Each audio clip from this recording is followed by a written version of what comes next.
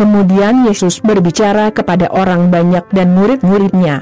Dia berkata, para ahli Taurat dan orang Farisi memiliki otoritas untuk menjelaskan hukum Musa. Jadi, Anda harus mematuhi dan mengikuti semua yang mereka katakan. Tapi jangan meniru tindakan mereka, karena mereka tidak melakukan apa yang mereka ajarkan. Mereka mengikat beban berat dan menaruhnya di punggung orang lain, tetapi mereka sendiri tidak membantu mereka, bahkan dengan satu jari pun, untuk memikul beban itu.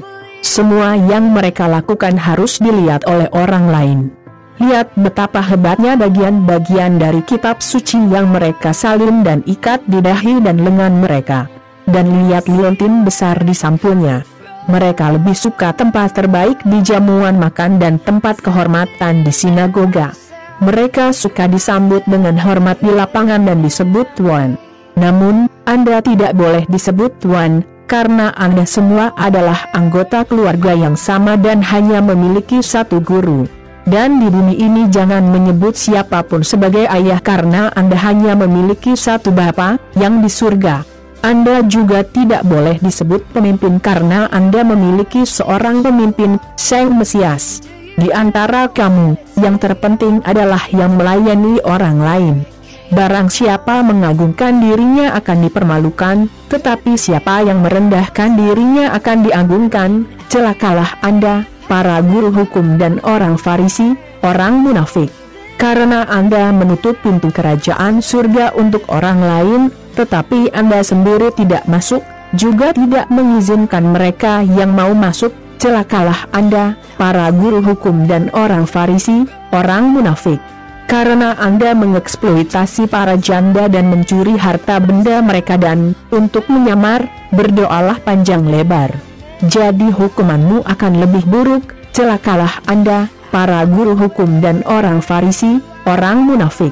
Karena Anda menyeberangi lautan dan berpergian ke seluruh negeri untuk mencoba mengubah seseorang menjadi agama Anda.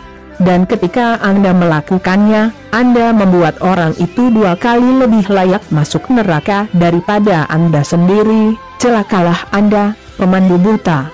Karena kalian mengajarkan demikian, barang siapa bersumpah demi kuil, dia tidak wajib menepati sumpah. Tetapi jika seseorang bersumpah demi emas kuil, maka dia wajib melakukan apa yang telah dia sumpah. Bodoh dan buta. Mana yang lebih penting, emas atau bait yang menguduskan emas? Anda juga mengajarkan ini, barang siapa bersumpah demi mesbah, dia tidak wajib menepati sumpah. Tetapi jika dia bersumpah demi persembahan yang ada di atas mesbah, maka dia wajib melakukan apa yang telah dia sumpah. Buta. Mana yang lebih penting, persembahan atau altar yang menguduskan persembahan? Oleh karena itu, ketika seseorang bersumpah demi altar, dia bersumpah demi altar dan dengan semua persembahan yang ada di atasnya. Ketika seseorang bersumpah demi kuil, dia bersumpah demi kuil dan demi Tuhan yang tinggal di sana. Dan ketika seseorang bersumpah demi surga, dia bersumpah demi tahta Tuhan dan demi Tuhan sendiri yang duduk di atasnya. Celakalah Anda, para guru hukum dan orang Farisi, orang munafik. Karena Anda memberi Tuhan 1/10 bahkan dari mint, adas dan jintan, tetapi Anda tidak mematuhi perintah-perintah terpenting dari hukum, yaitu, untuk adil dengan orang lain, menjadi baik dan menjadi jujur. Namun justru hal-hal inilah yang harus Anda lakukan, tanpa mengesampingkan yang lain. Panduan buta, saring nyamuk, tapi telan unta. Celakalah Anda, para guru hukum dan orang Farisi, orang munafik. Karena Anda mencuci gelas dan piring di luar, tetapi di dalamnya penuh dengan hal-hal yang telah Anda capai melalui kekerasan dan keserakahan. Orang Farisi yang buta. Cuci bagian dalam gelas terlebih dahulu, baru bagian luarnya juga akan bersih. Celakalah Anda, para guru hukum dan orang Farisi, orang munafik. Sebab kamu seperti kuburan bercat putih, yang di luar terlihat indah, tetapi di dalam kamu penuh dengan tulang-tulang yang mati dan membusuk. Di luar Anda terlihat seperti orang baik, tetapi di dalam Anda penuh dengan kebohongan dan dosa. Celakalah Anda, para guru hukum dan orang Farisi, orang munafik. Karena kamu membuat kuburan yang indah untuk para nabi dan menghiasi monumen orang-orang yang hidup benar. Dan mereka berkata, jika kita hidup di zaman nenek moyang kita tidak akan melakukan apa yang mereka lakukan, kita tidak akan membunuh para nabi. Jadi Anda memastikan bahwa Anda adalah keturunan dari mereka yang membunuh para nabi. Jadi, pergi dan selesaikan apa yang mereka mulai. Ular berbisa, induk ular.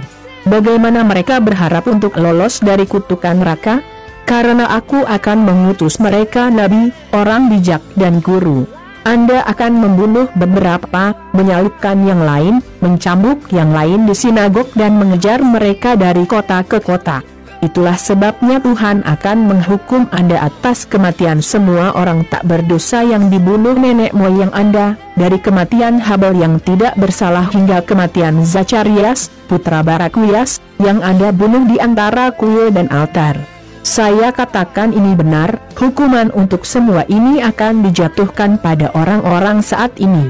Yesus mengakhiri dengan mengatakan, Yerusalem, Yerusalem, yang membunuh para nabi dan melempari dengan batu para utusan yang Tuhan kirimkan kepadanya. Berapa kali saya ingin merangkul semua orang Anda, seperti ayam mengumpulkan anak-anaknya di bawah sayapnya, tetapi Anda tidak mau. Sekarang rumah Anda akan sepenuhnya ditinggalkan. Saya mengatakan bahwa Anda tidak akan melihat saya lagi, sampai saatnya tiba ketika Anda akan berkata, Tuhan memberkati dia yang datang dalam nama Tuhan. Matius 23, 1-39.